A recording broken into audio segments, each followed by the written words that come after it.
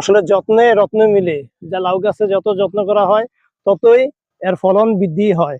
কেননা যদি যত্ন না করা হয় তাহলে এর ফলন বৃদ্ধি হয় না। বিশেষ করে লাউ গাছে পানি প্রয়োগ করা খুবই প্রয়োজন, কারণ সেচ লাউ গাছের জন্য একটি উপযোগী একটি ব্যবস্থা। এই সেচ ব্যবস্থার মাধ্যমে লাউ গাছে প্রচুর ফলন হবে। দেখা গেছে অনেক সময় ফুল ফল ধরে যায়, তার কারণ হচ্ছে যদি প্রয়োজনীয় খাদ্যরস না থাকে নিচে, তাহলে কি হয়, মাটিটা শুকিয়ে যায়। শুকিয়ে গেলে কি হবে, ফলন কম হবে।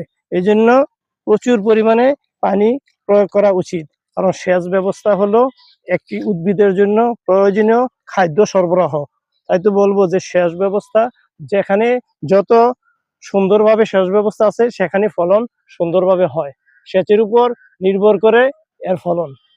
তাই বলবো কি, যে সেচ ব্যবস্থা যেন ভালো থাকে এবং ভালো ফলন আমরা যেন পাই। কৃষক